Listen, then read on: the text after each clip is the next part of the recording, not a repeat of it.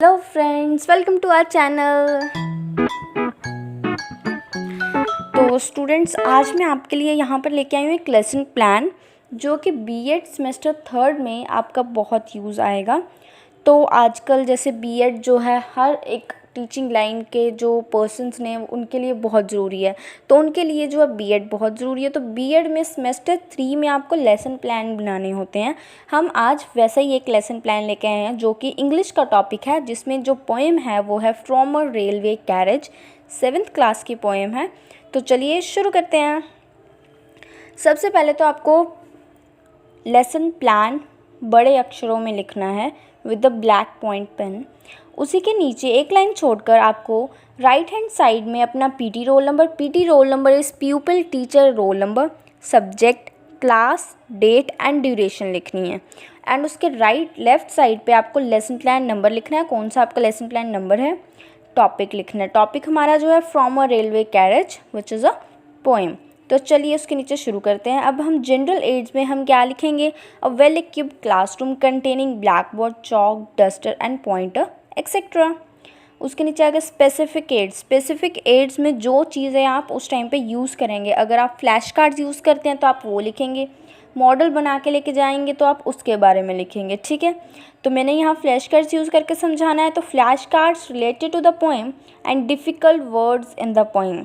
अगर आपको flash cards भी नहीं यूज़ करने हैं, मतलब मॉडल भी नहीं यूज़ करना है, तो आप सिंपल सा लिख सकते हो by discussing the difficult words in the poem. तो उसके नीचे आ जाता है next learning objectives. Learning objectives में होता है कि आपके पढ़ाने के बाद बच्चे किस तरह की नॉलेज गेन करते हैं, कैसी उनमें अंडरस्टैंडिंग आती है, क्या वो गेन करते हैं, कौन सी नॉलेज वो गेन करेंगे। अगर आप ये पोएम पढ़ाओगे तो उन्हें क्या चीज़ वो गेन कर सकते हैं इस पोएम से, ठीक है। तो उसमें आ जाएगा सबसे पहले तो आप लिखेंगे after the completion of the topic people will be able to.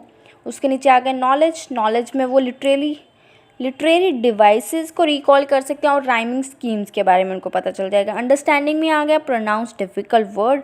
Application में कि वो पोएम को रिसाइट कर सकते हैं और डिफ़िकल्ट वर्ड्स के बारे में भी आप लिख सकते हैं, उनको उनके बारे में भी अच्छे से पता लग जाएगा। फिर उसके बाद आ जाता है एंट्री बिहेवियर एज्यूम। उसमें यह आ गया कि आपने क्या एज्यूम किया था उनको पढ़ाने से पहले। एक pupil teacher will assume that they know how to recite a poem. Simple poem जैसे जो इंग्लिश की है, उनको बच्चों को पता है कि वो 7th क्लास में, तो ऑब्वियसली उनको छोटी मोटी पोएम्स जो छोटे क्लासेस से बताते हैं कैसे रिसाइट करना है, तो ऑब्वियसली टीचर जो है ये एज्यूम करके क्लास में जाएगा। फिर उसके बाद मैंने यहाँ पे क्रिएटिंग अ सिचुएशन यूज़ की है। उनको सिचुएशन या तो आप प्यूपल टीचर एक्टिविटी में भी लिख सकते हो, कुछ भी क्वेश्चंस पूछ सकते हो। मैंने यहाँ पे एक सिचुएशन क्रिएट की है तो मैं यहाँ क्रिएटिंग अ सिचुएशन लिखूँगी।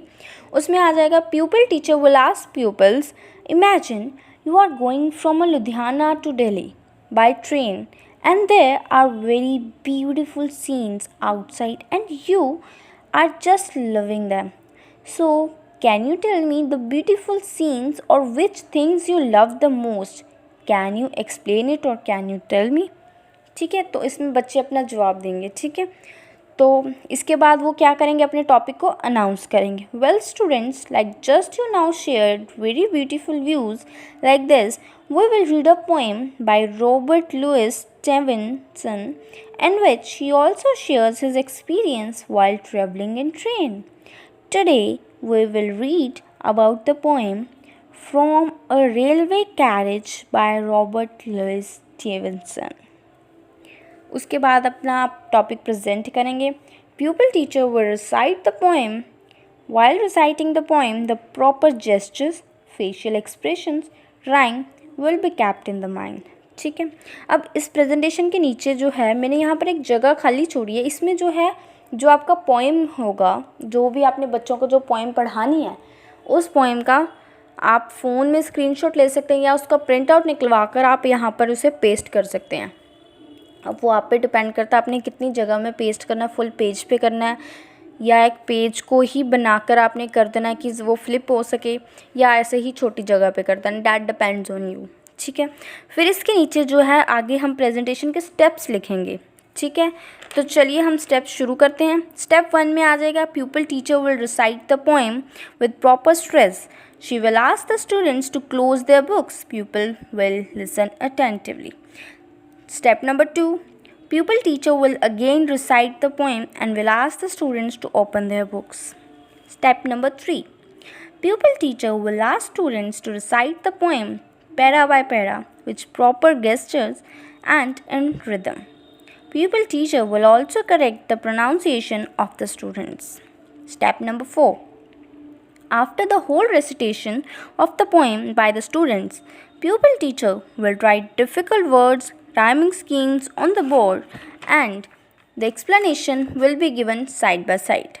अब उन्होंने इतना तो उन्होंने पढ़ा दिया, एक्सप्लेनेशन कौन सी किस तरीके से एक्सप्लेनेशन दी जाएगी अब हम नीचे वो लिखेंगे। तो इसमें हमने 4 कॉलम्स डिवाइड किए हैं। पहले आ जाए subject matter, pupil teacher activity, pupil activity, teaching aid और बीबी समरी। टीचिंग एड में आ जाएगा आपने ब्लैक बोर्ड पे क्या लिख रहे हो, आप कौन सी टीचिंग एड यूज़ कर रहे हो, लाइक मॉडल, फ्लैश कार्ड, जो भी आप यूज़ कर रहे हो, ठीक है। तो चलिए स्टार्ट करते हैं। इसमें मैंने स्टेंजा 1, इसमें फर्स्ट वर्ड लिख के आगे लाइन्स लगा दिए, ठीक है। और साथ ही में मैंने लिख दिया कि pupil teacher will explain the first stanza and ask the meaning of the words. वो वर्ड्स बोलेंगे, उनके मीनिंग्स बताएंगे, वो वहाँ पे जो है एक्सप्लेनेशन भी कर देंगे पैरा के साथ, ठीक है। उसके नीचे उन्होंने एक्सप्लेनेशन कर दिया। प्यूपल एक्टिविटी में आ जाएगा pupil will listen and answer the questions, और वहाँ पे आपने एक्सप्लेन करने से पहले आप बोर्ड पे लिखेंगे पोएम का नाम और कौन सी पोएम है और किसने लिखी है, ठीक है। तो ये तो आप स्टार्टिंग में बोर्ड पे लिख दोगे, राइट। तो आपने फर्स्ट स्टेंजा एक्सप्लेन कर दिया। बोर्ड पर आपने अलग अलग वर्ड्स जो थे, डिफ़िकल्ट वर्ड्स जो बच्चों को लगते थे और आपके अकॉर्डिंगली भी जो आपको लगते थे, आपने वो विद एक्सप्लेनेशन लिखे हैं और राइमिंग स्कीम भी उनको बता दी है। इसी तरीके से आपने सेकंड पैरा भी एक्सप्लेन कर देना है, थर्ड भी, ठीक है। जितने पैराज होंगे पोएम के, तो मैंने यहाँ पर जो डाला है उसके 2 पैराज है, लेकिन जो लेसन प्लान है वो अकॉर्डिंग टू 4 पैराग्राफ्स के बना हुआ है। तो आपको पता लग जाएगा, अगर आप 2 में एक्सप्लेन करना चाहते हैं तो 2 में भी कर सकते हैं, ठीक है।